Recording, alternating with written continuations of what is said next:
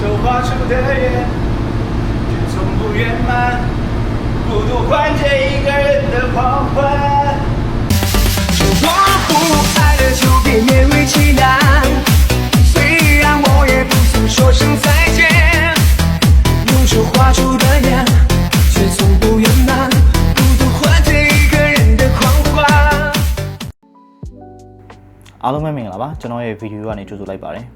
ဒီနေ့ကျွန်တော်ကတော့ကျွန်တော်တို့မတနောပါဝါတင်မောတစ်စီဘောကအင်ဂျင်ကန်ဘယ်လိုရှိလဲဆိုတာကိုကျွန်တော် UMS Studio တွိုင်းနဲ့ရိုက်ပြမှာပဲဖြစ်ပါတယ်ဒါပေမဲ့ဒီဗီဒီယိုမှာတော့ကျွန်တော်တို့ဒီမတနောနဲ့ပတ်သက်တဲ့မတနော preparation တွေနဲ့မတနောပန့်တွေတော့ပါမှာမဟုတ်ပါဘူးဘာလို့လဲဆိုတော့ကျွန်တော်ဒီအခန်းတွေကကျွန်တော်တို့ဒီ explosion proof အသုံးဆောင်ပစ္စည်းတွေနဲ့ပဲဝင်ရောက်လို့ရတဲ့အတွက်ကြောင့်ဒီဗီဒီယိုမှာတော့ပါဝင်မှာမဟုတ်ပါဘူးအားလုံးပဲကျွန်တော်ရဲ့ဗီဒီယိုလေးကိုအဆုံးထိကြည့်ပေးကြပါဦးအခန်းထဲကထွက်ချင်းပဲလမ်းမှာခုံးစုပ်ကအုတ်ထုပ်တွေပြီးနေရတဲ့တလုံးယူလိုက်ပါတယ်အုတ်ထုပ်ကကျွန်တော်တို့တင်မောနံပါတ်နဲ့အုတ်ထုပ်ပါ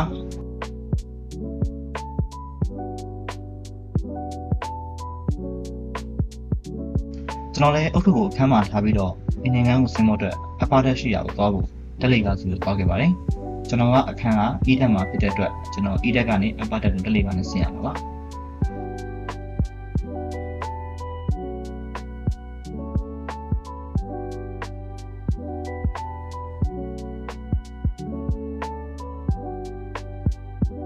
ဒီမော်ရီတက်လီကားထဲမှာဆိုရင်တော့ဒီဘယ်ထက်မှာဘာခန်းနေရှိတယ်ဆိုတာကိုဒီလို depth information နဲ့ပြသထားပါတယ်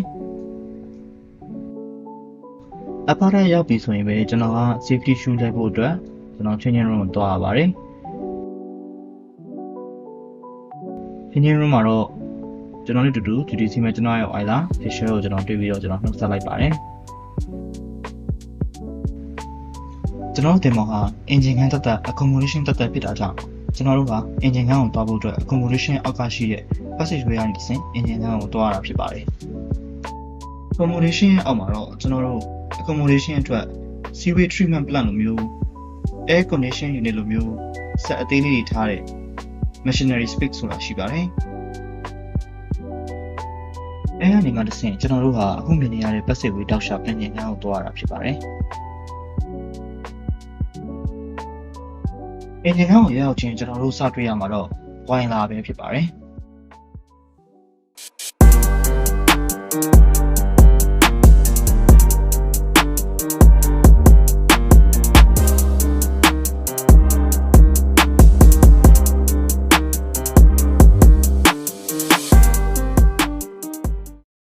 ဝိုင် platform ကနေစင်စင်ချင်းစတွေ့ရမှာတော့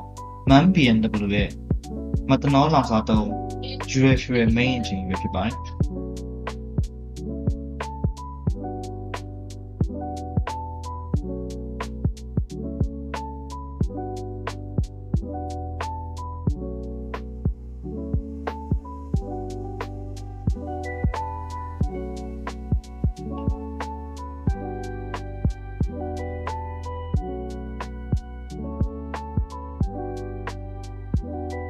main engine ရဲ့အရှိတဲ့အခန်းကတော့ကျွန်တော်တို့ engine control လို့ခေါ်တဲ့ EC ရပဲဖြစ်ပါတယ်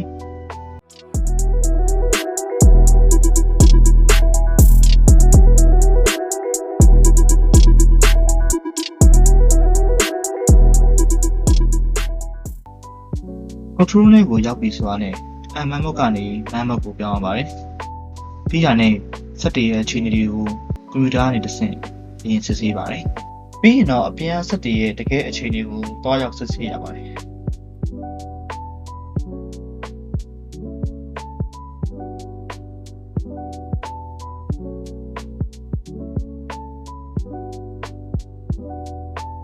ခုမြင်နေရတာတော့ Honda ရဲ့ Himson Dual Fuel မီးစက်တွေပဲဖြစ်ပါတယ်ကျွန်တော်တို့တင်မောက်မှာမီးစက်5လုံးပါပြီး3လုံးကိုတစ်ခန်း2လုံးကိုတစ်ခန်းနဲ့မီးစက်အခန်း2ခန်းပါဝင်ပါတယ်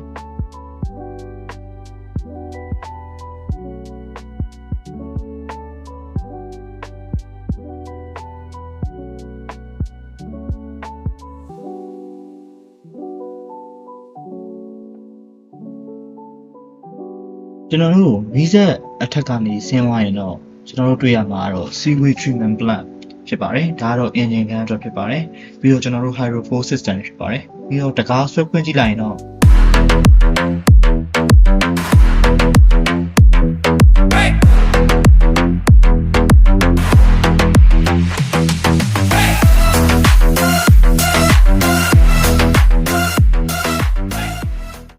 ကျွန်တော်တို့အခုမြင်နေရတဲ့အခန်းကတော့ purifier လို့ခေါ်တဲ့စီးသန့်စက်တွေထားတဲ့အခန်းပဲဖြစ်ပါတယ်ကျွန်တော်တို့ purifier room မှာစီးသန့်စက်အပြင် F4 supply unit တွေလည်းရှိပါတယ် main engine F4 supply unit generator F4 supply unit ဆိုပြီးမျိုးရှိပါတယ်ကျွန်တော်တို့ purifier room ကနေနောက်တစ်ထပ်ဆင်းလိုက်ရင်တော့ကျွန်တော်တို့သင်္ဘောရဲ့ engine ခန်းရဲ့အောက်ဆုံးအထက်ကိုရောက်ပြီဖြစ်ပါတယ်မျက်နှာကတော့ video ရရင်ဘလို့မှမပြုံးတတ်တာကိုတော့နားလည်ပြကြပါဒါကတော့ကျွန်တော်တို့ main engine ကိုအောက်ဆုံးတက်ကနေပြန်ပြီးတော့မြင်ရတဲ့မြင်ဖြစ်ပါတယ်ဒါအပြင်ကျွန်တော်တို့ propeller နည်းနဲ့ဆက်ထားတဲ့ shaft အရှိကြီးကိုလည်းအခုလိုပဲမြင်တွေ့ရပါတယ်အပြင်ကျွန်တော်တို့တင်ပေါ်မှာ shaft generator ကိုလည်းတက်ဆင်ထားပါတယ်အဲဒါကြောင့် main engine RPM တစ်ခုရောက်တဲ့အခါကျရင်ကျွန်တော်တို့ shaft generator ကြီးကနေ power ထုတ်လို့ရပါတယ်အခုနောက်ဆုံးတစ်ထပ်ကတော့ကျွန်တော်တို့ air compressor တွေရှိတဲ့အထက်ဖြစ်ပါတယ်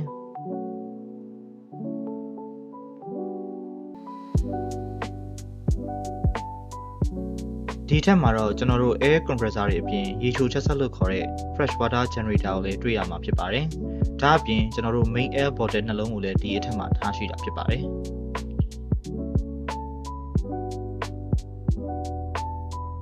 အခုမြင်နေရတော့ engine room alarm signal column ဖြစ်ပါတယ်။ဒီ signal column မှာတော့ကျွန်တော်တို့တွေဘယ်အလန်းတွေဘယ်လိုလာနေလဲဆိုတဲ့ဟာကိုကျွန်တော်တို့အချက်ပေးတဲ့နဲ့အတူမီးအလင်းရောင်တွေပါတွေ့မြင်ရတာဖြစ်ပါတယ်။ဒါအပြင်ကျွန်တော်တို့သင်္ဘောဟာမတော်နဲ့သုံးတဲ့သင်္ဘောဖြစ်တဲ့အတွက်ကြောင့်ကျွန်တော်တို့ဒီအလန်းရဲ့ signal column မှာဒီ gas ဆိုတဲ့အလန်းကိုပါထည့်သွင်းထားတာဖြစ်ပါတယ်ကျွန်တော်တို့ဒီ gas leakage ဖြစ်တဲ့အခါကျရင်ကျွန်တော်တို့ဒီအလန်းအချက်ပေးမှာဖြစ်ပါတယ် round shot လုပ်ပြီးကျွန်တော် engine control နဲ့ပြန်ဝင်လာပြီး logbook ရေးနေလို့မှကျွန်တော်ရဲ့ engine သက်ကကျွန်တော်ကိုအခုလိုပဲတချင်းဆိုပြီးတော့ဖြောပြပါသေးတယ်